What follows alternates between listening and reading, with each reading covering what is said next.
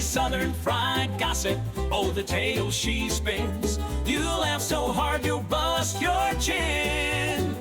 From the church to the bar, it's the talk of the town. In Prize Hollow, we don't ever slow down. Sorry.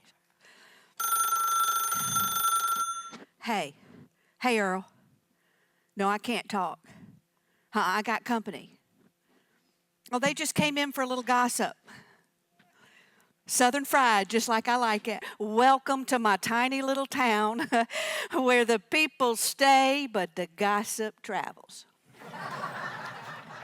Just remember, we got one rule. You didn't hear it from me. Homer Lutz, ever since we checked him in over at Sunnyside Hills, he's been trouble. He started stripping again. Apparently, lady up front said that he got a hold of that movie, started watching it over and over, that Magic Mike. Ever since then, they said the Amazon truck started bringing these boxes of buttless chaps.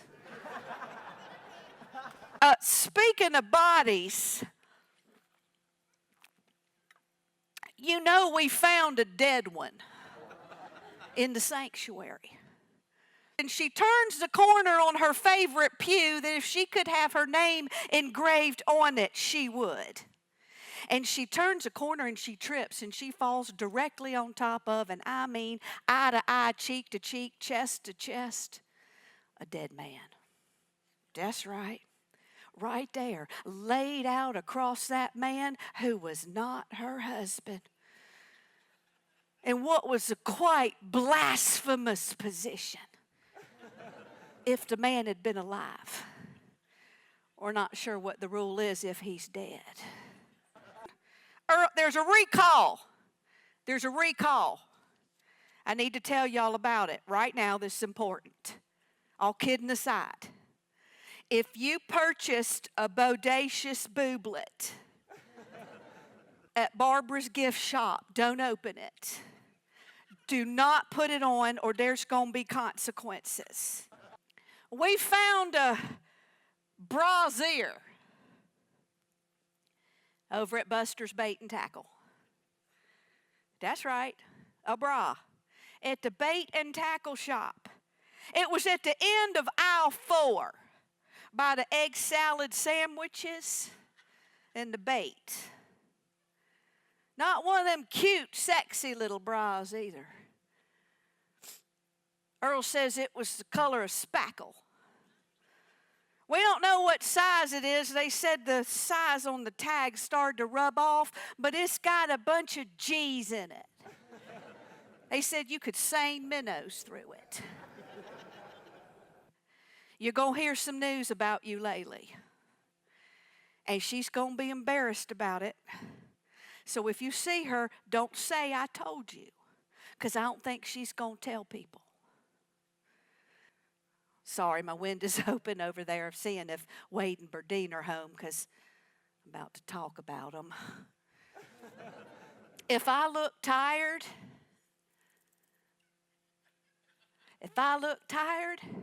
it's because of Wade and Berdine. They're fighting. They've been fighting every day. I can hear them through that open window over there.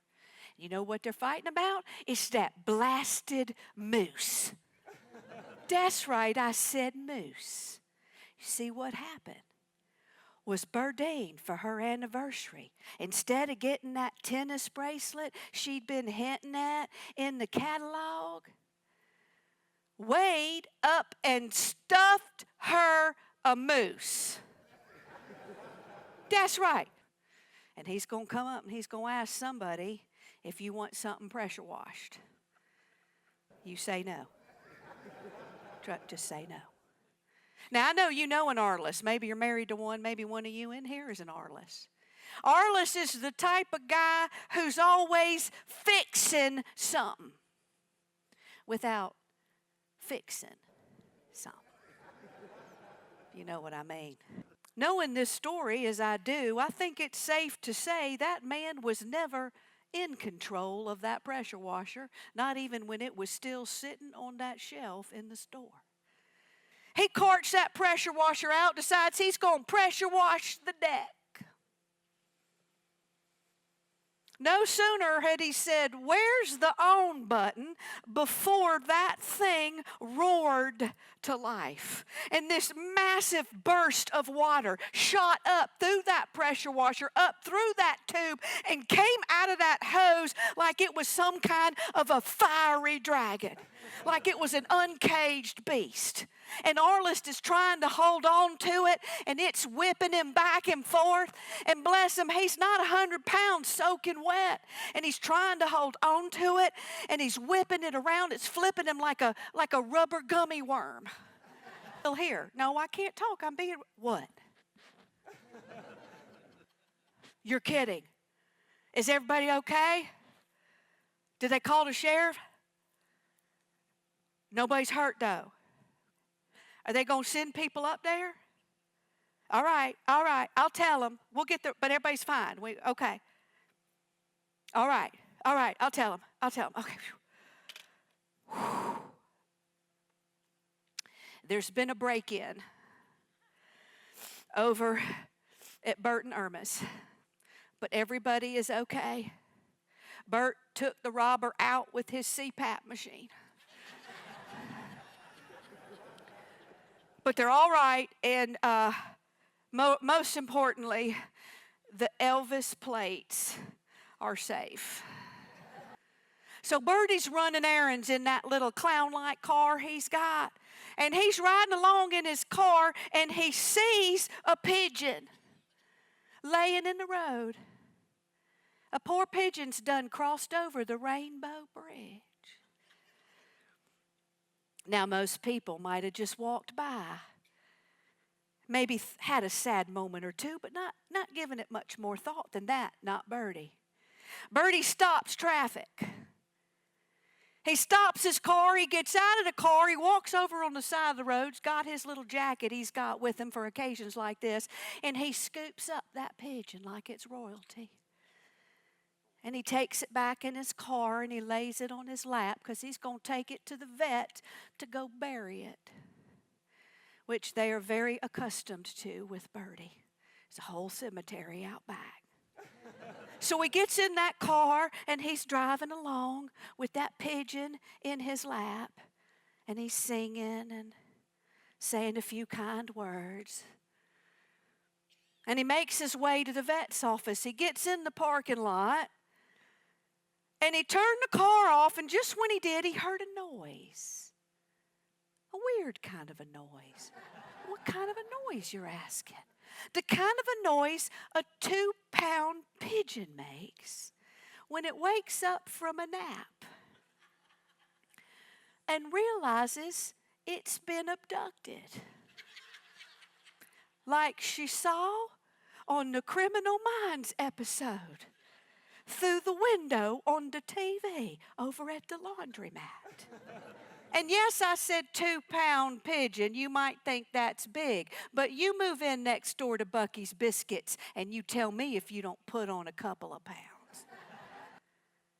Harold passed away on a Wednesday, I remember, because that was prayer meeting on Wednesday. And so we all met and had about 5 minutes of prayer and then about 55 minutes of deciding what casserole we were going to bring. Because in our town, maybe like yours, every event is commemorated with a covered dish casserole. Why, you know how much somebody was loved by how long that line is on the buffet, right? A love that'll quickly turn into a grudge if you forget to return the dish. Or make somebody else's prize-winning recipe. That's right.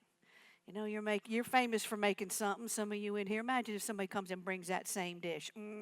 There's going to be words. Harriet pulled it out, read those words. What would you do if you were brave? And she knew right away. She knew exactly what she'd do.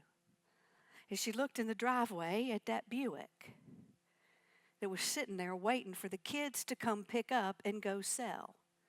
It'd been Harold's. She had never learned to drive it. So they pulled a car over, they get out of the car, they both go around to the back, and both of them in unison screamed in horror when they looked in that back seat. Somewhere along the way, Harold had tipped over. Top had come off.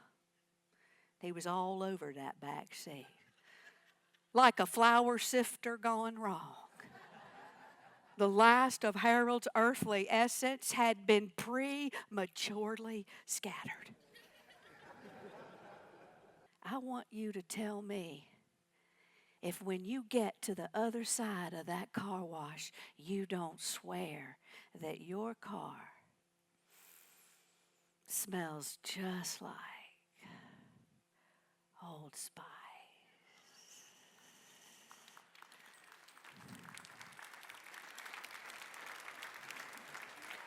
It makes you wonder, what would you do if you were brave? Yeah, things are never boring, not one little bit. Where rumors spread faster than a fire that's lit. Stay a while and you'll hear it all. It rides hollow where gossip's up all.